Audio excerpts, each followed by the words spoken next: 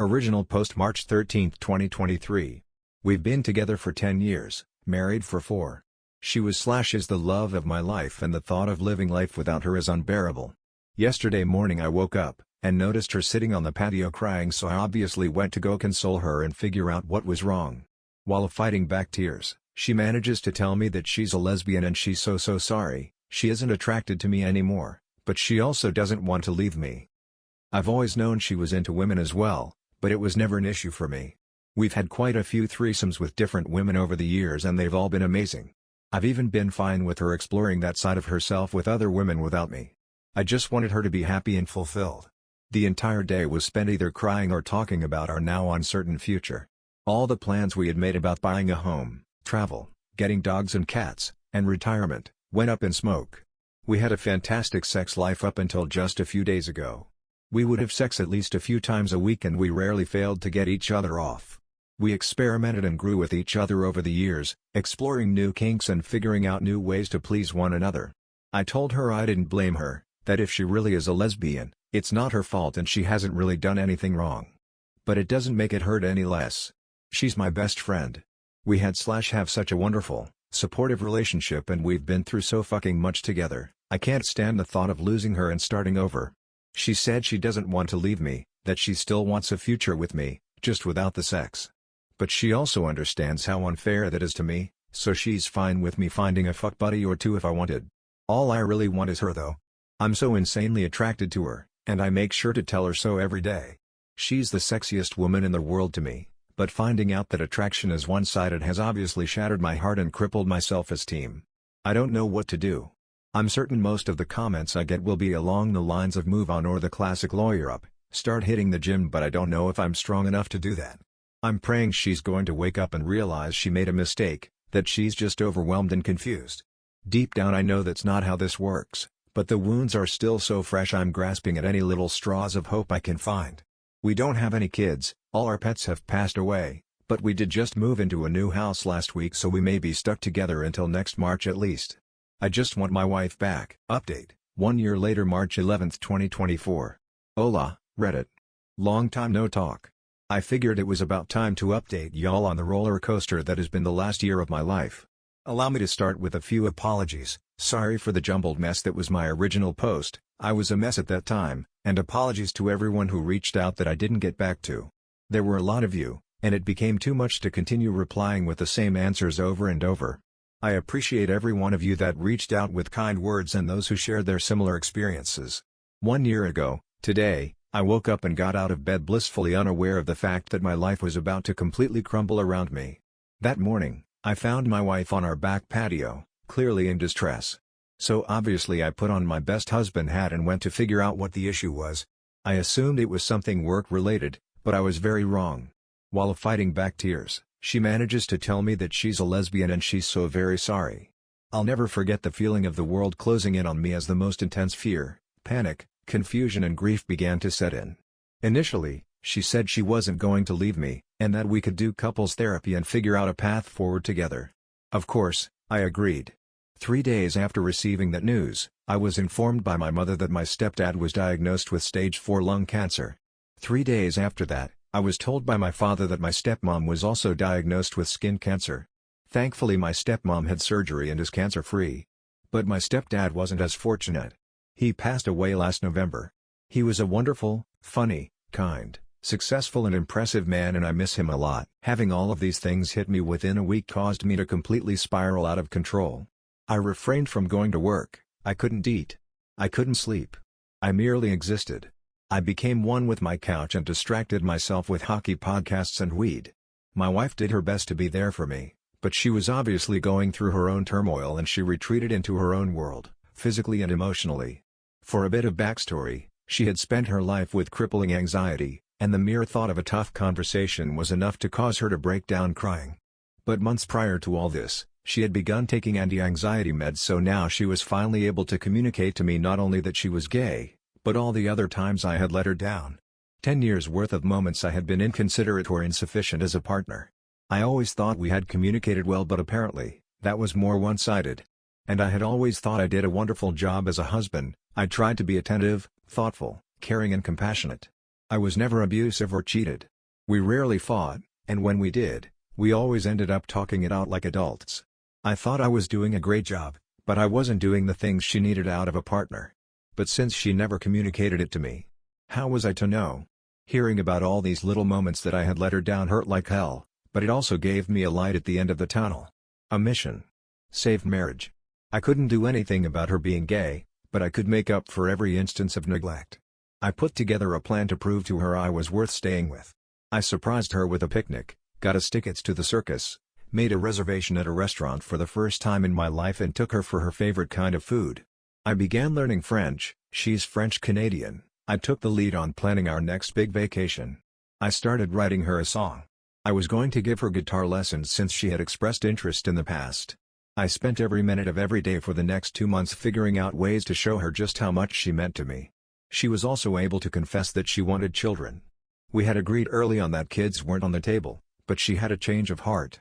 And for her, I would have absolutely done it, and I told her so numerous times. In May, she left the country for a girls' trip to the Dominican. It had been planned for at least a year. We agreed to go minimal contact during the week-long trip so she could get her head straight and really figure out what she wanted.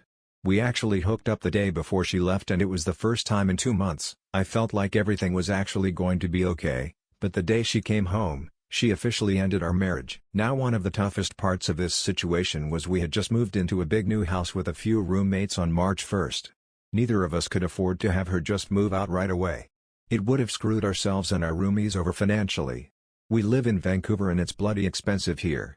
So, we figured out a system of sharing the room. There were even times when we would still share the bed, but it eventually became too painful. So, I renovated the large shed in our backyard with a futon, air conditioning and a TV, and basically lived in it all summer. She began dating someone, so as time went on, she was gone more and more until she had basically moved out but continued to pay rent. During these months, so many people close to me went through tragedies too. One of my closest friends lost his mom to cancer. A good friend from high school lost his wife to cancer too. I had known her through work, and got to see them begin their relationship, get married, and have a beautiful daughter, only for it to end so unbelievably tragically. And mere weeks before my stepdad's passing, my stepsister's longtime partner chose to end his life. The amount of grief I felt for myself and those close to me was unbearable. Unfathomable. So much loss in such a short period of time. Every day for months I thought about ending it all, but kept going, mostly because I couldn't do that to my parents.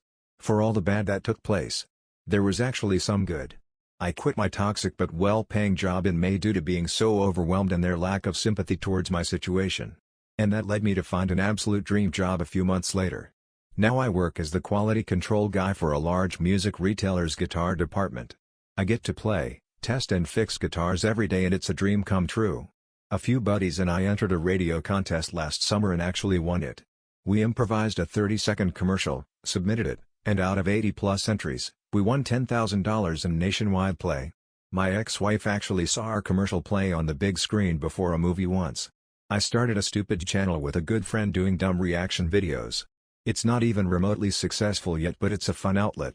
The Christmas prior to my wife coming out, she had bought me the Blu-ray box set of the entire Dragon Ball Z series. And somehow, we managed to watch all of it. Before, during, and after the split. I'm quite proud of that for us. And finally, somehow, I met someone really special. She was also out of a long-term marriage, and they had split for pretty much the same reason. We've been officially dating since New Year's Day. She's absolutely wonderful. Beautiful, intelligent, successful, and an insanely talented artist. She's inspired me to start painting, and I've inspired her to take up guitar. We've been helping each other heal and enjoy life again. My ex and I are on good terms. We still care about one another and only want the best for each other. She was there when we saw my stepdad for the last time. She and my mom are still friendly, which honestly makes me really happy, and she officially moved out on March 1st of this year. It's been a wild ride. From breaking down and bawling my eyes out 10 times a day, to where I am now.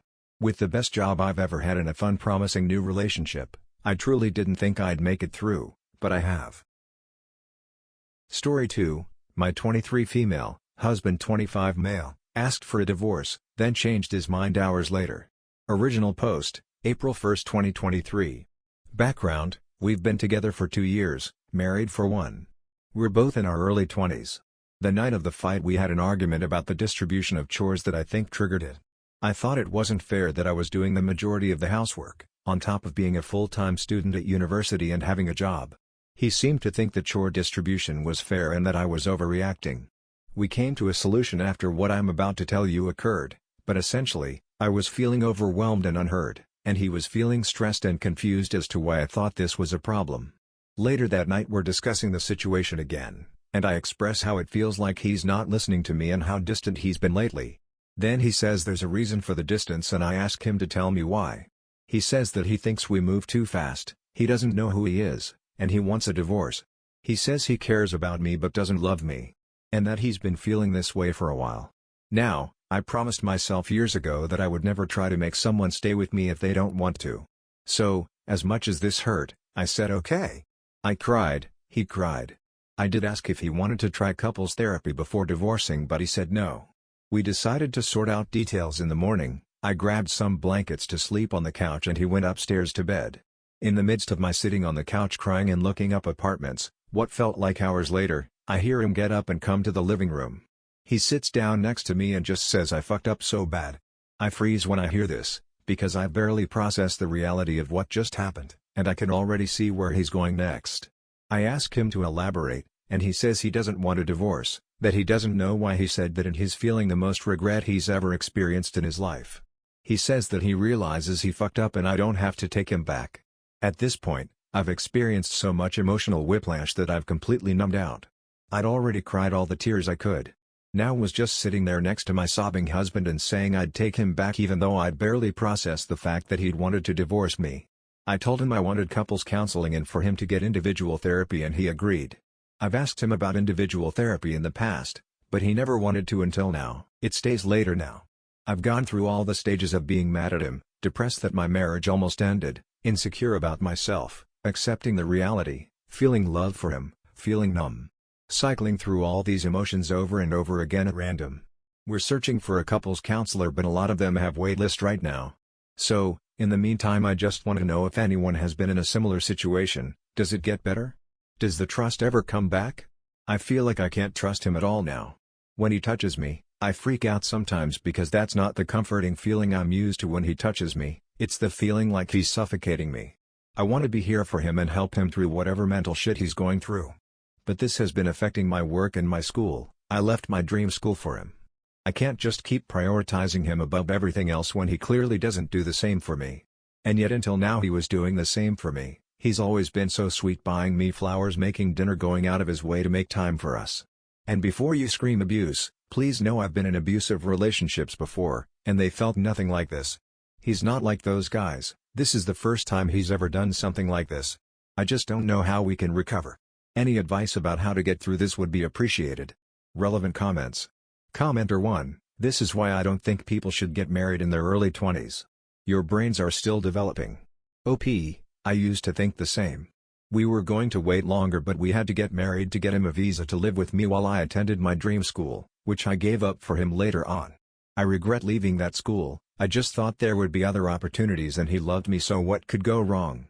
Commenter 2, he was definitely talking to a side piece that rejected him while you cried yourself to sleep and then came back to you faking. He was sorry, he didn't know who he was, didn't even want to try therapy, but 1 second to another he does? I don't think so. And even if he wasn't cheating, you don't treat someone you love like that and scream divorce over a minor disagreement that would have been solved with just peaceful conversation or the already mentioned couples therapy. OP, there are no signs of him cheating. I checked his phone, and we share locations already for safety reasons and he hasn't been anywhere suspicious. Commenter 3, you two are really young. The odds are so stacked against you that I can't see this working, given he's already almost divorced you. I would recommend marriage therapy, which you're already trying to get into. If it's a long wait, find someone healthy you can turn to. A religious leader, your wedding officiant, an older married couple who you're both comfortable with, your parents, whomever. Find someone to help you talk through these issues ASAP. Secondly, prepare for your marriage to fail. Because the odds aren't good. That means waiting to have children until your marriage has been stable for at least a year. Graduate from your degree program. Pour yourself into your career so you can support yourself. Do not make any big sacrifices for this marriage. Don't move for his career. Don't get your tubes tied if he doesn't want kids. No big sacrifices.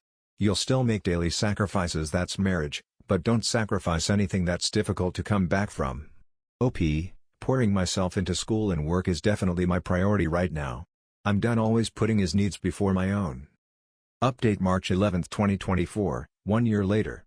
1 year ago a 24 female, made a post asking for advice on how to continue with my relationship after my, now ex-husband, 26 male, betrayed my trust by telling me he wanted a divorce out of the blue and then changing his mind just a couple hours later. As stated above, he is now my ex. Those of you who said that he would repeat the same behavior again, you were right. On New Year's Day 2024, he said he wanted a divorce, packed a bag and left for a motel, then came back hours later. I'll admit, I was a wreck that day. I asked him if this was just going to be like last time and he said no. I asked him if he felt mentally okay and he said he felt fine. I got on my knees and begged this man to stay, not my proudest moment, and he looked at me with empty, vacant eyes and just left. I was in tears for a couple of hours, but then I opened this app to try to distract myself and saw he had made a, now deleted please don't go looking for his account, post on the divorce subreddit about how he left me and felt bad but didn't regret it. Then I went from depressed to furious. I called my landlord and told him that I was getting a divorce and needed his help in changing the locks. My landlord was very understanding and helped me do so. A few hours later I heard a knock on the door and when I opened it my ex-husband was standing there. I didn't even get a chance to tell him to leave because he immediately collapsed into my arms sobbing. The first coherent words to come out of his mouth were, "You're not going to take me back, are you?" Reddit. I would love to say that I rejected him right then, but I didn't. Even after all of this, I was still hooked into his web of manipulation. So instead, I sat down with him and had a long discussion about how much he hurt me, how in the middle of working to rebuild the trust that had been broken between us he completely destroyed any progress that had been made and found a way to make that distrust even worse. I don't remember the details of what he said, but he always knew what to say to get me to feel sorry for him. The night ended with me saying I would take him back. He was smiling, saying he'd never felt so hopeful. He wrote me a love poem that night for the first time in years. Meanwhile, I had never felt so broken, and I told him that after he said he felt so hopeful. He shrugged it off and said I'd feel better in the morning. I did not, in fact, feel better in the morning. During the next few days, while I was trying to pick myself back up, study for finals, and continue going to work as if nothing was wrong, he went back and forth every day on whether or not he loved me, whether or not he wanted to be married to me. He said he thought he loved the idea of being a husband more than he loved me. My last straw was when I reached out to one of his childhood friends, who I had interacted with a few times and thought I could trust to be honest with me, and asked him if he had ever noticed any red flags in my ex-husband's behavior in his past relationships or behavior towards women in general. This friend assured me that he had never noticed anything of the sort. I thanked him and asked if he could please not tell my ex-husband. I asked that since I was afraid of what he might do. When my ex-husband came home from work that day, I could immediately tell he knew. He opened the front door so forcefully. He sat down on the couch next to me, told me he knew, and said in a low and almost growling tone of voice, "But I know you didn't mean any harm by it." I was frozen in fear and couldn't say anything, but then he grabbed my face and turned my head to look at him and his eyes looked so cold, and he said again, "You didn't mean any harm by it, right?" I nodded and forced myself to answer right. And I knew in that moment this man would kill me if I didn't find a way out of this relationship, if I didn't kill myself first with how bad my mental health was getting after dealing with him insulting and belittling me day after day. I was genuinely starting to spiral into a dark place I hadn't been to in years. The next day while he was at work I packed a bag, wrote a note telling him I was leaving and that I wanted his stuff out of the house when I got back, left the note on the counter with my ring, and spent the night at my mom's. It is an uncontested divorce, filed by mail, and should be finalized in April. I started the paperwork at my mom's house that first night of separation. Since ending my relationship, I have gone to therapy and realized just how abusive and manipulative my ex-husband was.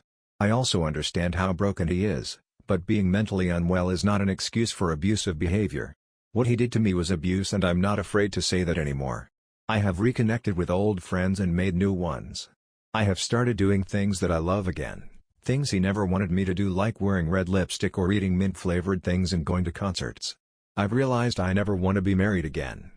I've discovered my polyamorous identity and have begun to explore this side of myself. I have plans to move out of my hated hometown that he had dragged me back to. I feel so much more joy, freedom, and self-love than I ever did when I was in a relationship with my ex-husband. I won't be using this account anymore after this, as I have no need to. but I want to thank this community and the other Reddit subs that I've participated in. If I had never made my original post, I don't think I would have realized just how awfully my ex-husband treated me. Thanks to the support of hundreds of voices telling me I deserve better, I realized how true that statement was. I deserve better, and now I have better. I also want this update to be a beacon of hope to anyone who has found themselves in a similarly emotionally/verbally abusive situation. Life is so much better when you leave. There is hope, there is light on the other side of the pain. Thank you again, Reddit. I am finally free. Relevant comments. Commenter 1, I'm glad you got out, but I'm sort of curious as to why he didn't want you to eat mint-flavored things. OP, he didn't like the taste of mint and wouldn't kiss me after. Same reasoning for not wanting me to wear red or bold lipstick, or any lipstick really. He wouldn't kiss me if I wore it because he didn't want to get lipstick on him. Even the lipsticks that were transfer-proof and I showed him how they were transfer-proof, he wouldn't kiss me afterwards. I feel so confident when wearing red lipstick, and I love the taste of mint.